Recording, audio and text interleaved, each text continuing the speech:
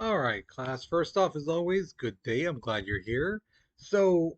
Recently I just heard this thing about a trend on TikTok about how people are really starting to think about Rome. Like they're saying that some people, especially guys, think about Rome so many times a day and things like that. Well, I hate to say it, but you guys are about to join that group because that's what we're talking about for the next couple weeks. We're gonna be talking about Rome, the rise of Rome, and how it became so powerful, and then basically why it collapsed. So maybe we can find out why these people and these guys think about Rome so much because I don't get it. So let's go ahead and get started. All right. So your objective today, we're going to analyze the rise of Rome. Rome did not start off as an empire and things like that, like a lot of people seem to think. It's like no, they did not. We're going to critique the Punic Wars, and then we're going to go through each of the main ones. There's three of them, so we're going to go through those three really quickly, and then we're going to create an argument on which aspect is critical when growing an empire. You're going to find out how Rome uh, grew their empire, and the question at the end is, I'm going to ask you, well, of all these ones that they did, which one do you think is the most critical? Which one's the most important? Okay, so let's go ahead and get to your warm up. So here is your warm up picture. Now, some of you guys who may remember some lessons from your sixth, seventh, eighth grade year, you may recognize some of this, or if you've seen movies, you may recognize this scenery.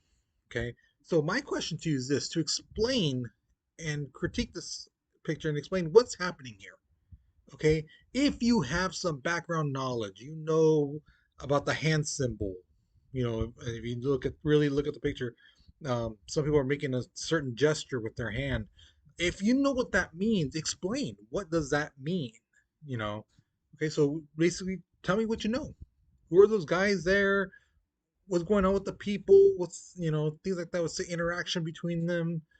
Okay, who's that guy in the center? Más o menos. All right. Okay. So think about it, analyze the picture, pause the video because we're moving on in three, two, one.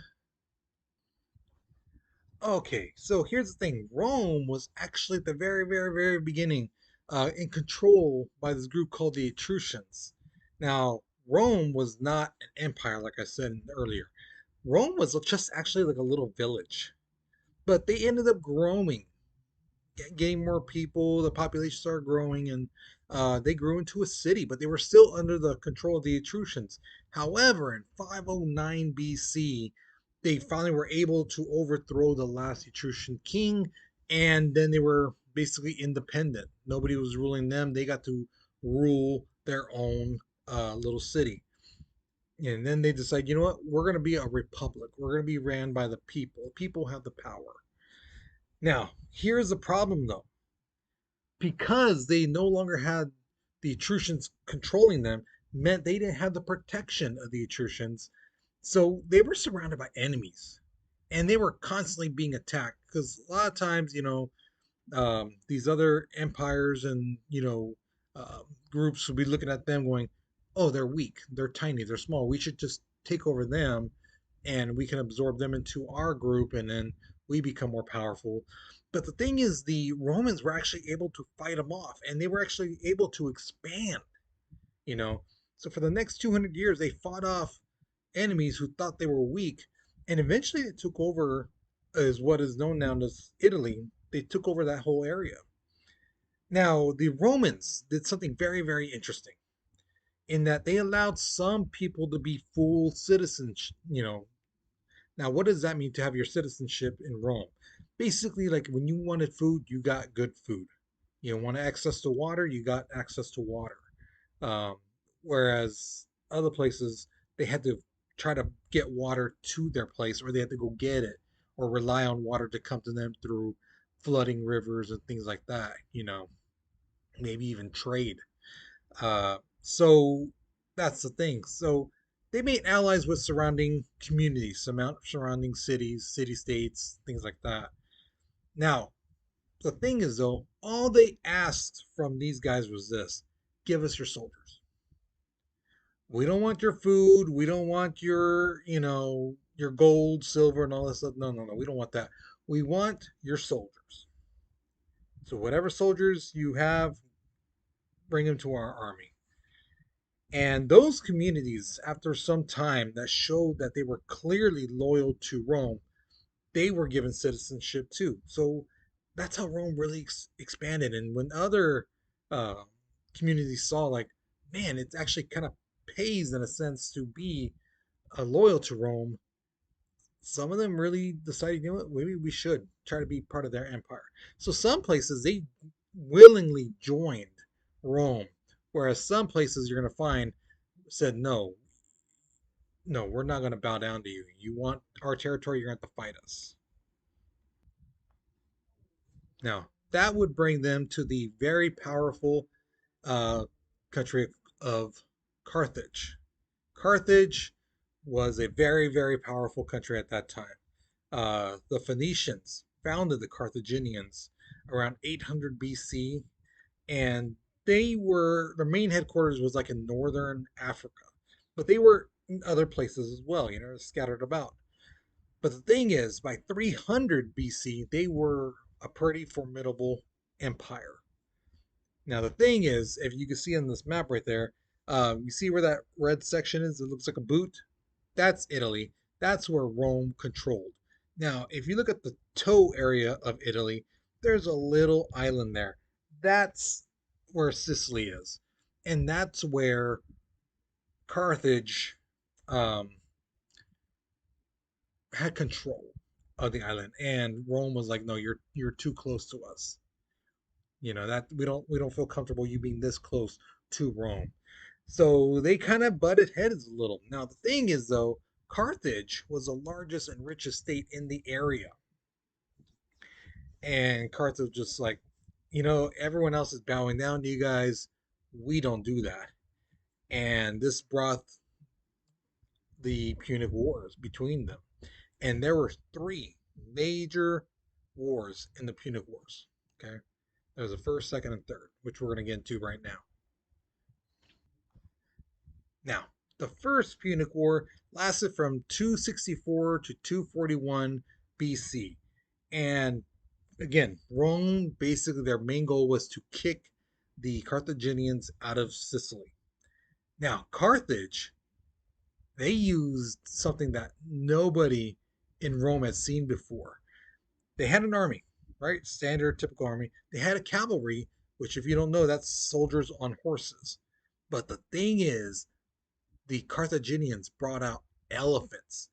And some Roman soldiers tripped out because they're like, what in the world is that animal? Because it's so huge and massive and strong. And here the Carthaginians on top shooting arrows and spears and the Romans are at first just baffled, like, holy goodness, how can an animal be that big? They'd never seen an elephant, a war elephant like that before. So they still they fought them. Now the thing is, for 7 years, Carthage and Rome were at a stalemate. It would go back and forth, back and forth. You know, when one side would think, "Oh, we got them on the run, send more troops so we can overpower them," this side was already sent troops to as reinforcements. So then they would, once the reinforcements came, they would push them back, and now their reinforcements are about to come, and they would be like, "We're about to push them off, bring more men." So they kept going back and forth, the same area for the longest time, for 7 years. But it wasn't until the Carthaginians had a fleet of 200 warships, and the thing is, the Romans had a 200 warships, and it gave Rome that final push, that final oomph that they needed to kick out the Carthaginians. Now, thing is, a year later, Carthage is like, okay, you know what? We lost. We got to surrender, and that's what they did. Now, when it came to the peace treaty, they had to give up Sicily, that whole island. Everyone had to get out. They had to lose control of the other islands surrounding uh, the Roman Empire, and also Carthage had to pay for everything. So all the the soldiers they lost, the equipment, boats, all that stuff that they was damaged or lost, they had to pay the Roman people, all that stuff. So yeah, it was pretty costly war. Now the Second Punic War was a war that was unlike any other. Basically, what happened is the Carthaginians had a new general, and his name was Hannibal. He's the guy you see in the black and white uh, picture with the beard.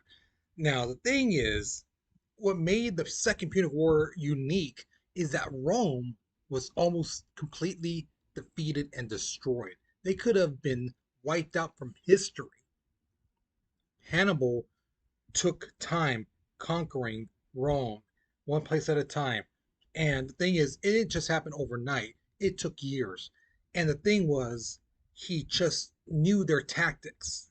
And he was clever enough to go around and, attack different ways, and to embrace their reinforcements and things like that. So he was a pretty smart general. Now, the thing is, like I said, they conquered Rome and to the point where they surrounded Rome. Now, Rome could have easily just said, you know what? Okay, we're done. You know, fight to the last man and let's just go out there and charge. But they didn't. They stayed within their walls and stuff. And Hannibal with the Carthaginians just kept attacking, attacking. Thing is, Rome's basically deciding, we need a new leader. We need somebody who has fresh ideas and things like that. And that's where the other guy you see with the white eyes, um, that is the new leader. His name was Scipio Africanus. And Scipio was like, I got an idea of how we can beat this guy. So they're like, okay, you're in charge. And he was able to defeat Hannibal and give Rome some breathing room. And then slowly but surely start gaining back their land that they lost. Uh, they gained basically every piece of land that they had before and a little bit more because they pushed Hannibal into North Africa. Now, once Scipio went into Africa and cornered Hannibal, Hannibal was like, okay, you know what? I don't know how. I really don't understand how you beat me, but you beat me. So he surrendered to Scipio, man to man. Hey, yeah, you're smarter than me. You're better than me in general. So that ended the Second Punic War. But again, like I said, they almost completely destroyed Rome, almost wiped them out from history. This is the closest that Rome ever got to being completely, totally destroyed in the Golden Era. Okay. Now, the Third Punic War, there's no easy way to say this. It was just a slaughter. It was so bad. Basically, in 146 BC, the Carthaginians were completely destroyed. All right, they were nowhere near powerful as they were with uh, Hannibal and during the First Punic War and some of that. They were just barely surviving if you really think about them compared to Rome. But Rome was like, you know what? Let's just finish off these guys. And what's unique about the Punic War, the Third Punic War, is that while Rome was dealing with the Carthaginians in the Third Punic War, they were also going against some other guys. So they were fighting two battles at once, and they basically looked at the Carthaginians and said, you know what? And just gave them a final blow and just knocked them out completely. And then they focused their attention to the Hellenistic countries, Macedonia, Greece, and Pergamum. I believe I remember. Did I say that? Pergamum? I believe that's how you pronounce it. Now, once they've destroyed Carthage, they controlled, if you look on that map, that northern part of Africa. Now, that part of water right there, that's the Mediterranean Sea. All that section in red, they controlled. So they basically controlled the Mediterranean Sea. anything coming in around the Mediterranean, they knew about it. So if they didn't like something being traded or something going on here, some war boats, they saw them out there, they could easily attack. So they had complete control of the Mediterranean Sea, and that's going to help build their empire. All right, so here's my question to you. Now, I said earlier how Rome was growing bigger and becoming an empire. They asked the people in the neighboring countries just for soldiers. My question to you is this: if you were an up and coming country, you're the leader, you're making your country grow, what would you ask or demand from small places around you? Places that are, within your area, you know, you, they know they can't beat you, so they are offering things like, don't attack us, we'll give you this or give you that. What would you want? Would you want their loyalty? Would you want their soldiers? Would you want food, weapons, resources, or basically, like tell them, hey, help us build my country. Help me build my castles and the city, make it bigger, build walls, things like that. What would you say? What do you think is the most important thing if you're building an empire that you need to have? Okay. So think about it, write your response. Okay. Once you finish your response, you're done with this lesson. So, yay, good job. Way to go. Next class, however, we are going to be talking about the rise of Rome, the real thing that a lot of people remember about Rome, Julius Caesar, Octavian, and stuff like that. So that's going to be next class. Okay. So, with that being said, guys, you take care, you be safe, and I'll see you guys later, okay?